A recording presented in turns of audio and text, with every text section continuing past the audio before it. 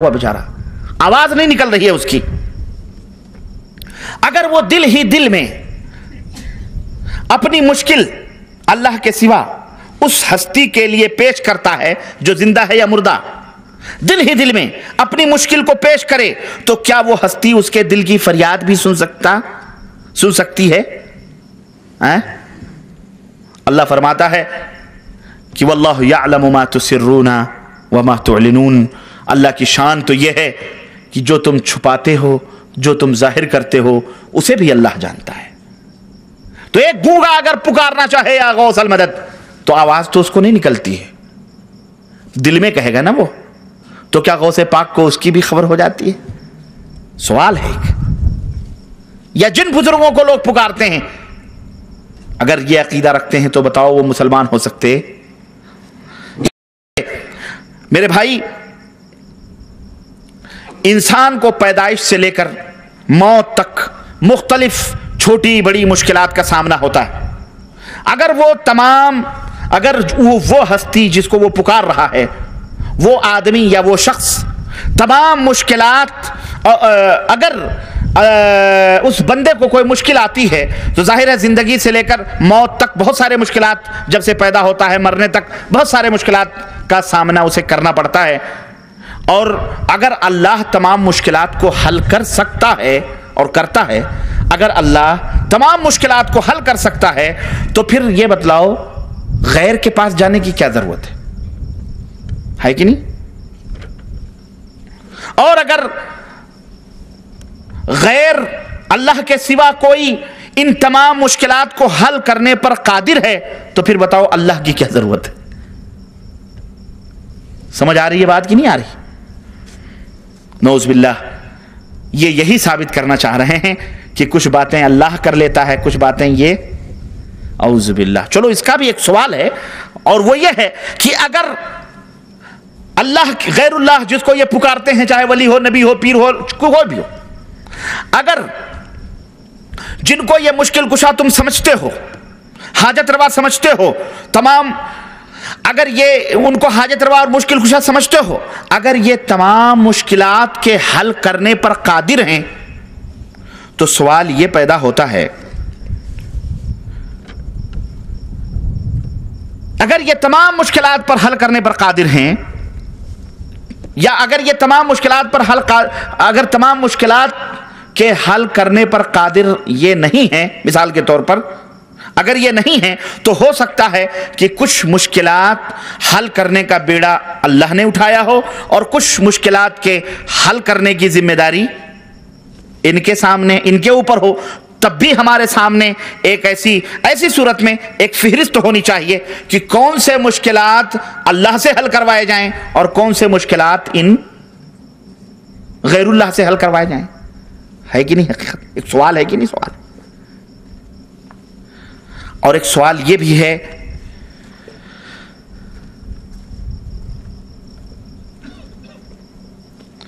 कि क्या अल्लाह के सिवा जो हस्ती मुश्किल दूर कर सकती है या करती है या मुश्किलात को हल करती है, क्या वो मुश्किल में डाल भी सकती है?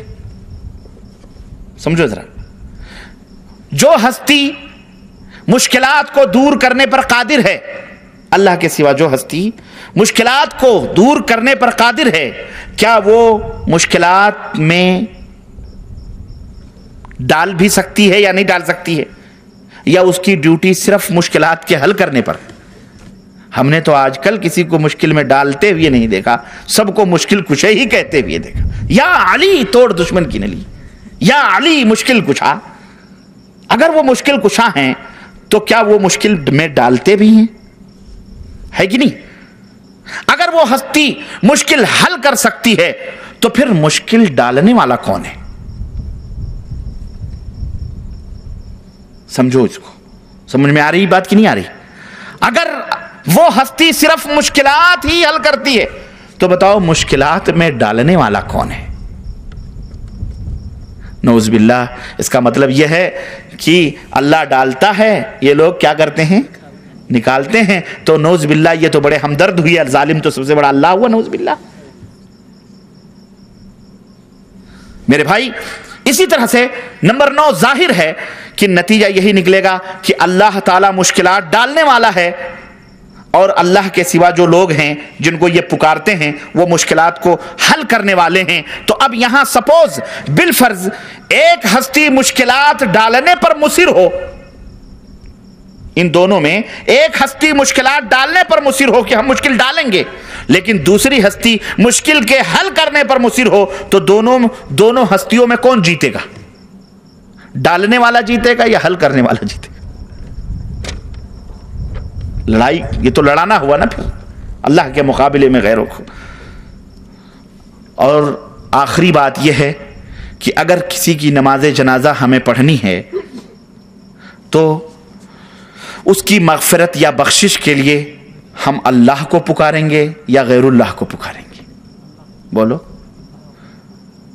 تو جو زندگی بھر جو مرنے کے بعد تم اللہ کو پکارتے ہو تو زندگی میں اللہ کو کیوں نہیں پکارتے ہو؟ ہے کہ نہیں میرے عزیزو؟ یہ آخری یہ وہ سوالات ہیں جو ایک باشعور غیرت مند اللہ سے ڈرنے والے مسلمان کے دل میں اس کے ذہن میں پیدا ہوتے ہیں، اور جب یہ سوالات پیدا ہوتے ہیں تو اس کے سامنے کھل کر کے ایک ہی ہستی آتی ہے کہ لوگوں یہ پاکھنڈی، یہ مکار، یہ عیار، یہ قبر پرست ہو نکو نام جو قبروں کی تجارت کر کے کیا نہ بیچو گے جو مل جائیں صنم پتھر کے، یہ قبروں کے ڈھونگی پاکھنڈی، یہ جبے، یہ تسبیحاں، یہ دستار، یہ پگڑیاں، یہ ولایت کے نام پر جو ڈنکے بجوا رہے ہیں، یہ سب اس پاپی پیٹ کے لیے کر رہے ہیں، کھانے پینے کے لیے کر رہے ہیں۔ یہ پورے عقائد وہی ہیں جو مشرکین مکہ کے ہیں، نام بدل دیا گیا اور لیبل چینج کر دیا گیا۔ کیوں؟ اگر رام رکھیں گے، اگر لات رکھیں گے، منات رکھیں گے تو دنیا تھوکے گی کہ تو مسلمان ہو کر کے رام اور دیوی دیوتا اور لات اور منات کی پوجا کر رہا ہے۔ اس لیے نام بھی چینج کر کے کسی کو غوث اعظم کہا گیا، کسی کو قطب عالم کہا گیا،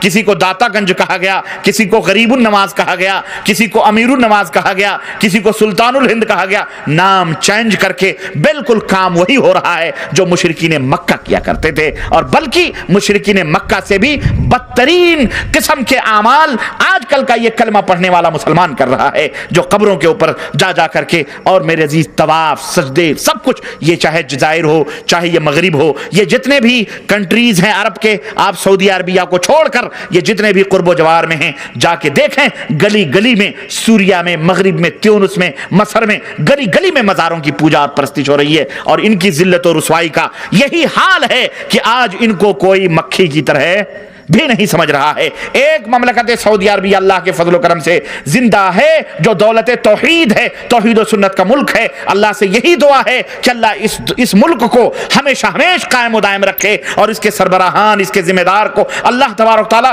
دن دونی رات چوگنی زندگی اور ترقی عطا فرمائے۔ میرے عزیزو، آج جو دولت، آج جو نعمت اللہ رب العزت نے عطا فرمائی ہے، یہ اسی توحید کی بدولت ہے۔ اے میرے عزیزو، تم بھی توحید کی طرف پلٹو، ہمارے اپنے ملکوں میں بھی توحید لاؤ، تاکہ یہ نعمتیں، یہ خیرات جو ہندوستان، پاکستان، بنگلہ دیش کے اندر جو یہ کفار، یہ مشرکین کھا رہے ہیں، ہم غربت کی وجہ سے اپنے دیشوں اور اپنے ملکوں سے ہجرت کر کے دوسرے ملکوں میں جا کے محنت اور مزدوری کر رہے ہیں، اور اللہ کی ان نعمتوں پر یہ غیر لوگ قبضہ کیے ہوئے بیٹھے ہیں۔ اللہ ہمیں بھی وہ طاقت و قوت عطا فرمائے کہ ہم توحید کے جھنڈے کو، سنت کے جھنڈے کو دنیا کے لے کر کھڑے ہوں، اور شرک کے جتنے مظاہر ہیں، چاہے یہ اسلام کے نام پر ہوں یا غیر اسلام کے نام پر ہوں، اللہ ہمیں وہ طاقت و قوت عطا فرمائے کہ ہم سب کو اس دنیا سے نیست و نابود کر دیں، تاکہ صرف ایک منارہ نظر آئے، اور وہ منارہ کس کا ہو؟ عرش والے کا ہو، اس کے گھر کا ہو، اس کی مسجد کا ہو۔ دنیا کے کوئی منارے اس دنیا میں نظر اللہ رب العزت ہم سب کو نیک عمل کرنے کی توفیق عطا فرمائے، اور ہم سب کو کتاب و سنت پہ چلنے کی توفیق عطا فرمائے، اور ہم سب کو اپنے نبی سے سچی اور پکی محبت کرنے کی توفیق عطا فرمائے، اور ہم سب کو شرک جیسی غلاظت اور شرک جیسے بدترین جرم اور بدترین گناہ سے ہم سب کو بچنے کی اور توبہ کرنے کی توفیق عطا فرمائے، اور تمام دنیا کے مسلمانوں کو توحید و سنت کے جھنڈے کو لہرانے کی توفیق عطا فرمائے۔ آمین یا رب العالمین۔ وصلی اللہ علی نبینا محمد وعلی آلہ وصحبہ اجمعین۔ والسلام علیکم ورحمۃ اللہ وبرکاتہ۔ اگر کسی قسم کا کوئی سوال ہے، کوئی مسئلہ ہے تو آپ پوچھ سکتے ہیں۔ کھڑے ہی رہ جائیں گے، کوئی بات نہیں، مختصر سوالات ہوں، موضوع سے متعلق ہوں۔ ماشاءاللہ آپ لوگ ہمارے برادرم فاضل دوست جناب شیخ عنایت اللہ صاحب سنابلی کے درسوں سے ماشاءاللہ اتنے مستفید ہوئے کہ سوالات کرنے کی ضرورت ہی نہیں محسوس کرتے ہیں. اللہ وہ بے شک یہ بڑی خوشی کی بات ہے. اور اللہ تعالیٰ فرمائے مکتب جالیات کے جتنے بھی متعاونین اور ہمارے برادرم فاضل دوست شیخ عنایت اللہ صاحب کو بھی اور اسی طرح آپ حضرات کو بھی کہ اس چھوٹی سے بستی میں رہ کر آپ دین اسلام کی باتیں سننے سمجھنے کے لیے یہاں آئے. تو الحمدللہ اگر کوئی سوال نہیں ہے تو ماشاءاللہ تبارک اللہ اس کا مطلب یہ ہے کہ آج کا یہ محاضرہ آج کا یہ خطاب آپ حضرات کی سمجھ میں اچھی طرح سے آ گیا ہوگا. تو کچھ علم ملا ہے آپ کو، شرک کس کو کہتے ہیں، توحید کس کو کہتے ہیں اور کس سے کیسے بچنا چاہیے، ہے کہ نہیں؟ تو اللہ تعالیٰ اس کے مطابق ہم کو عمل کرنے کی توفیق عطا فرمائے. آمین یا رب العالمین. وصلی اللہ علی نبینا محمد وعلی آلہ وصحبہ اجمعین. والسلام علیکم ورحمۃ اللہ. چلیں ایک دو سوالات ہیں تو وہ سوال اللہ جزائے خیر دے. کوئی مسئلہ ہو تو پوچھ سکتے ہیں بے شک. ایک شخص قرآن کی آیت لکھ کر پانی کی بوتل میں ڈال کر اس پانی کو وہ تھوڑا تھوڑا پیتا ہے، کیا یہ کسی حدیث سے ثابت ہے؟ قرآن و حدیث کی روشنی میں جواب دیجیے. کوئی حرج اس میں نہیں ہے. اللہ کے رسول صلی اللہ علیہ وسلم پانی میں دعا کیا کرتے تھے، کر دیتے تھے. یوں بھی دعا کے ساتھ تھوک نہیں بلکہ تھوک نکلنی چاہیے، اس میں کر دیں تاکہ اس کو پی لیں تو کوئی حرج نہیں ہے اس میں، لیکن وہ دعا قرآن کریم کی ہو. اگر کسی نے اپنے خالہ کا دودھ پیا ہو تو اس دودھ کی کتنی مقدار ہوگی جس سے خالہ کی لڑکی سے وہ نکاح نہیں کر سکتا ہے؟ اگر کسی نے اپنے خالہ کا دودھ پیا ہو تو اس دودھ کی کتنی مقدار ہوگی جس سے خالہ کی لڑکی سے وہ نکاح نہیں کر سکتا؟ اس دودھ کی مقدار تقریباً 5 دفعہ دودھ پیے وہ، ہے نا، 5 مسات ہے، 5 دفعہ وہ پیے دودھ. کوئی بچہ اگر اپنی خالہ کا دودھ 5 مرتبہ پیا ہے، یہ نہیں کہ ذرا سا پی لیا تو حرام ہوگی، نہیں، 5 مرتبہ. کتنے مرتبہ؟ 5 مرتبہ اس نے پیا ہو تو پھر اس خالہ کی بیٹی اس کی رضائی بہن کہلائے گی، اس سے نکاح حرام ہوگا. ٹھیک ہے؟ اچھا، اور دوسرا سوال یہ ہے کہ خالہ کی لڑکی یعنی خالہ کی نواسی سے نکاح درست ہے کہ نہیں؟ جب خالہ کی لڑکی سے نکاح درست ہے تو لڑکی کی لڑکی سے نکاح تو کیوں نہیں درست ہے؟ بے شک درست ہے. جب خالہ کی بیٹی آپ کے لیے حلال ہے تو بیٹی کی بیٹی بھی حلال ہے. یہ نہیں، اب یہاں پہ یہ آئے گا کہ یہ نہیں کہ آپ نواسی سے بھی شادی کریں نعوذ باللہ اور خالہ کی بیٹی سے بھی شادی، نہ، دونوں کو جمع نہیں کیا جائے گا. البتہ اگر خالہ کی بیٹی سے آپ نے نکاح کیا ہے تو نواسی حرام ہے، نواسی سے کیا ہے تو خالہ کی بیٹی حرام. غوث علی خواجہ وغیرہ ان کے لیے اگر ہم دعائیں مغفرت کریں تو کیا یہ شرک ہے؟ دیکھیں، غوث تو اللہ ہے، باقی علی رضی اللہ تعالیٰ عنہ تو بہرحال ان کے لیے تو ہم ہمیشہ دعائی کرتے ہیں، اور کل انشاءاللہ محاضرہ ہوگا تو علی رضی اللہ تعالیٰ عنہ کی سیرت بیان ہوگی. دیکھیں، شیخ عبد القادر جیلانی رحمۃ اللہ علیہ ہیں یا حضرت علی رضی، ان لوگوں نے شرک کا حکم نہیں دیا ہے. ان لوگوں نے شرک کا حکم، یہ تو شرک کو توڑنے والے لوگ تھے، شرک سے دور رہنے والے، تو ان کے لیے بے شک ہم مغفرت کی دعا کریں، لیکن ان سے مغفرت کی دعا نہ مانگیں تو کس سے مانگیں؟ جس سے انہوں نے مانگا، یعنی اللہ عز و جل سے. ٹھیک ہے؟ وصلی اللہ علی نبینا محمد وعلی آلہ وصحبہ اجمعین. السلام علیکم ورحمۃ اللہ وبرکاتہ.